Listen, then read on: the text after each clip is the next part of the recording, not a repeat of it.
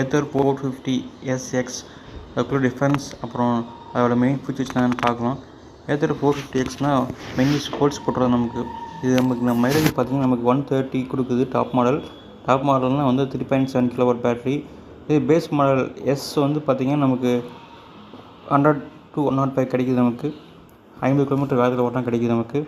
இது வந்து top speed வந்து நமக்கு 90 ரெண்டுமே கொடுக்குது. அதுதான் அதாவது 10 மினிட்ஸில் நமக்கு 3 km சார்ஜ் ஆகுது நமக்கு. இந்த பைக் பார்த்திங்கன்னா மெயின்லி ஸ்போர்ட்ஸ்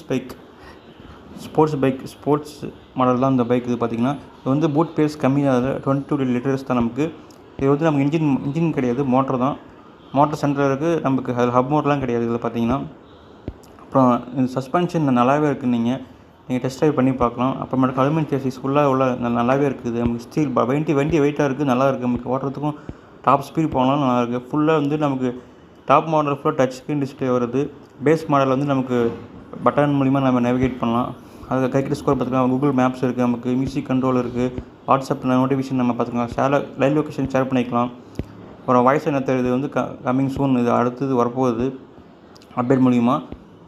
அப்புறம் நமக்கு வந்து வண்டி வந்து பார்த்திங்கன்னா நல்லாவே ஸ்மூத்தாக இருக்குது. நல்லா வேகம் போனாலும் நமக்கு நம்ம 60 மேலே போனால் நமக்கு கண்டிப்பாக 50 to 60 போனால் 130 கொடுக்குதுன்னு சொல்கிறாங்க. 159 ரேஞ்ச், அது 160 ரேஞ்ச் டாப் மாடல்.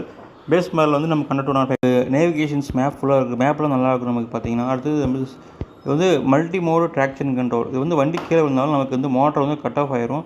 அப்புறம் இந்த மாதிரி நம்ம ஸ்கிட் பண்ணும்போது நமக்கு ரேசிங் வந்து குறையும். நமக்கு இஷ்டத்தை வளர்க்குறது அந்த மாதிரி நமக்கு வண்டி ஸ்கிட் ஆகாது. கார்னர் பண்ணும்போது உங்களுக்கு பிரேக் கரெக்டாக பிடிக்கும்.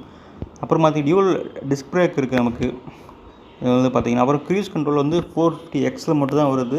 இது இன்னும் நமக்கு வரப்போகுது. இந்த இன்னும் ஃபீச்சர்ஸ் நமக்கு. அடுத்தது நம்ம டச் ஸ்க்ரீன் டேஷ்போர்டு வந்து இருக்குது நமக்கு எக்ஸில் வந்து நமக்கு டிபிஐ டிஸ்பிளே, அதாவது பட்டன் மூலமாக நேவிகேட் பண்ணிக்கலாம். மேஜிக் ட்விஸ்ட் வந்து நம்ம டாப் மாடலாக இருக்குது. பேஸ் மாடல் கிடையாது, எக்ஸில் கிடையாது. அப்புறம் பார்க் அசிஸ்ட் எல்லாமே இருக்குது நமக்கு. ஆட்டோ ஹோல்ட் ஃபீச்சர்ஸ் 2க்கும் எக்ஸுக்கும் மெயின் டிஃபரன்ஸ் என்னன்னு பார்த்தீங்கன்னா நமக்கு ரேஞ்ச் வந்து நமக்கு 130 கொடுக்கும். எஸ் வந்து 105 கொடுக்குது. ஃபீச்சர்ஸில் பார்த்தீங்கன்னா டாப் மாடலில் வந்து எக்ஸ் மாடல் வந்து மேப்ஸ் இருக்குது, கூகுள் மேப்ஸ் வரும். இதில் வந்து 10x10 நேவிகேஷன் தான் வரும். அப்புறம் பார்க் அசிஸ்ட் இருக்குது.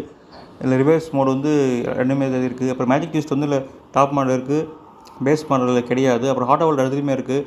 பூட் ஸ்பேஸ் எல்லாம் ஓகே சேம் தான். அப்புறம் பார்த்திங்கன்னா பிக்மே ஸ்கூட்டர் மட்டும் இருக்காது அதில் பார்த்திங்கன்னா. அப்புறம் மெயின் டிஃபரன்ஸ் என்னென்னா சார்ஜிங்காக எனக்கு மெயின் டிஃபரன்ஸில் பார்த்திங்கன்னா நம்ம டாப் மாடலில் பார்த்திங்கன்னா நமக்கு 5 மணி நேரம் 40 நிமிஷம் சார்ஜ் ஆகிடும். இது வந்து 7 மணி நேரம் 40 நிமிஷம் ஆகுது. 4 hours 30 minutes 0 to 80 ஆகிடுது பார்த்திங்கன்னா. இதே வந்து 5 hours 30 minutes ஆகுது நமக்கு டைம் ஆகுது. நமக்கு சார்ஜிங் டைம்